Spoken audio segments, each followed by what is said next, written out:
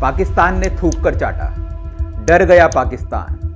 पाकिस्तान का U turn. जब आपके पास खाने को रोटी ना हो और पहनने को कपड़ा, तो आप किस हैसियत से भारत के साथ मैच का बॉयकॉट कर रहे थे?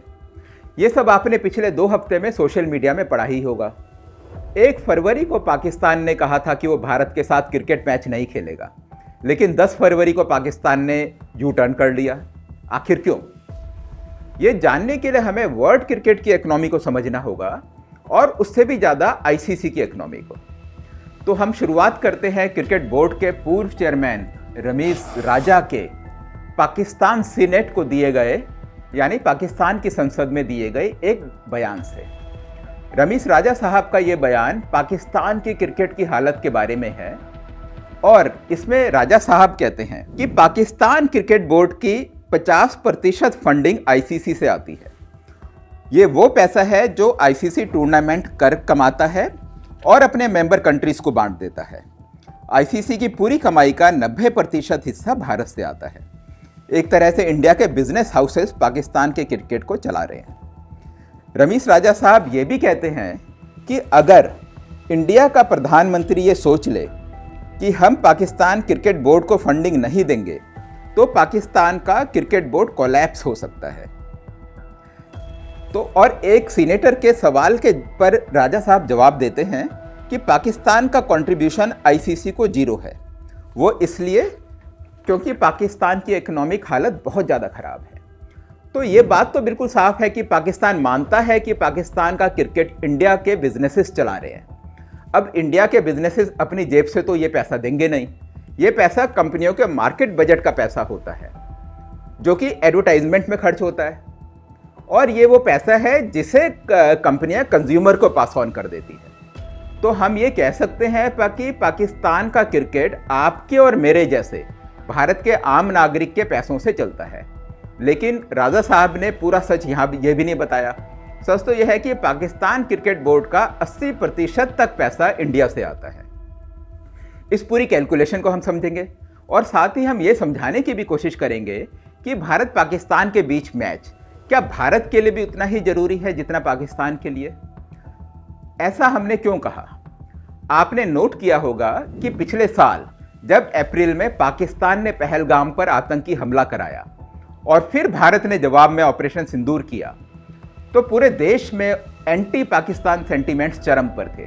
दोनों देशों के बीच ट्रेड बंद हो गया, इंडस वाटर ट्रीटी खत्म हो गई, और दोनों देशों ने एयर स्पेस भी बंद कर दिया, और आज की डेट में भी भारत के प्लेन पाकिस्तान के ऊपर से जा नहीं सकते। लेकिन 5 महीने के अंदर ही दोनों देशों के बीच क्रिकेट मैच हुए एशिया कप में, और वो भी 3-3, और वो भी तब जब पाकिस्तान के खिलाफ गुस्सा ठंडा नहीं पड़ा था। पूरे सोशल मीडिया में बीजेपी सपोर्टर्स, जिसे कि कुछ लोग राइट विंग आर्मी भी कहते हैं, वो चिल्ला कर कह रहे थे कि भारत को मैच का बॉयकॉट कर देना चाहिए। एक आर्गुमेंट ये भी था कि इन्हीं पैसों से पाकिस्तान हथियार खरीदकर आतंकवादी दोबारा भारत भेज देगा। लेकिन इस सब के बावजूद भी मैच हुए। इसके बाद जब मौका T20 वर्ल्ड कप का था, तब पाकिस्तान ने बांग्लादेश के साथ इस्लामिक भाईचारा दिखाते हुए भारत के खिलाफ मैच न खेलने का ऐलान किया।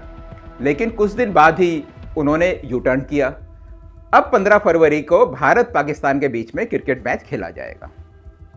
अब हम आपको समझाते हैं कि क्रिकेट जगत में किस देश की कितनी मनी पावर है। लास्ट फाइनेंशियल ईयर में बीसीसीआई यानी भारत के क्रिकेट बोर्ड का रेवेन्यू $2.5 बिलियन था, यानी लगभग 20,700 करोड़ रुपए। वहीं पाकिस्तान का रेवेन्यू सिर्फ $55 मिलियन था, यानी कि 450 करोड़ रुपए। इसका मतलब यह हुआ कि भारत का रेवेन्यू पाकिस्तान के रेवेन्यू से 45 गुना ज़्यादा है। आप इसे ऐसा समझिए कि पाकिस्तान जैसे 45 देशों के क्रिकेट बोर्ड के बराबर भारत के क्रिकेट बोर्ड की कमाई है। और अगर हम बाकी 4 cricket board Australia, England, Pakistan और बांग्लादेश की बात करें, तो भारत का रेवेन्यू इन 4 बोर्ड के कुल रेवेन्यू का 13 गुना है। और जैसा कि रमीज राजा ने पाकिस्तान के बारे में कहा था, वही बात बाकी देशों के क्रिकेट बोर्ड्स पर भी लागू होती है। मतलब ये कि या तो सीधा आईसीसी उन्हें फंड देता है, या फिर भारत के साथ उनकी जो बाइलेटरल सीरीज होती है उसकी उन्हें कमाई होती है। पाकिस्तान थोड़ा घाटे में है क्योंकि भारत के साथ उसकी बायलैटरल सीरीज नहीं होती। अब हम आईसीसी की बात करते हैं। आईसीसी का मुख्य काम इंटरनेशनल टूर्नामेंट ऑर्गेनाइज करना है, जैसा कि सभी वर्ल्ड कप और चैंपियंस ट्रॉफी, और इससे जो इनकम होती है उसे वो अपने मेंबर कंट्रीज के बीच बांट देती है। बांटने का जो फॉर्मूला है उसमें एक बड़ा फैक्टर ये है कि कौन से देश से आईसीसी को कितना रेवेन्यू मिला। इसे कॉमर्शियल कंट्रीब्यूशन टू आईसीसी कहते हैं। इसमें भारत का वेटेज 85% है, बाकी सभी क्रिकेट बोर्ड का वेटेज सिर्फ 15% है। अब ये बताते हैं कि आईसीसी को ये रेवेन्यू कहाँ से आता है। ये आता है ब्रॉडकास्टर मीडिया राइट और टिकट मनी से। आईसीसी की वेबसाइट के अनुसार 2024 में आईसीसी का कुल रेवेन्यू करीब 6,500 करोड़ था, लेकिन जब बांटा गया तो आंकड़ा कुछ इस तरीके से था। बीसीसीआई को मिले $230 मिलियन, यानी कि 38.5% शेयर। इंग्लिश क्रिकेट बोर्ड को मिले $41 मिलियन, यानी कि आईसीसी की कमाई का 6.89% शेयर।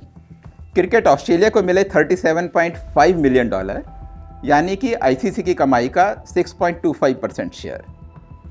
पाकिस्तान क्रिकेट बोर्ड को मिले $34.5 मिलियन, यानी कि आईसीसी की कमाई का 5.75% शेयर। और बाकी अन्य सब बोर्ड को मिलाकर, जो 8 बोर्ड हैं, उन्हें मिलाकर $189 मिलियन मिले। तो ये बात बिल्कुल साफ है कि पाकिस्तान के $55 मिलियन के रेवेन्यू में 34.5 मिलियन तो सिर्फ आईसीसी का रेवेन्यू था। इसका मतलब ये हुआ कि पाकिस्तान क्रिकेट बोर्ड की टोटल कमाई का 62% तो सिर्फ आईसीसी से ही आया है।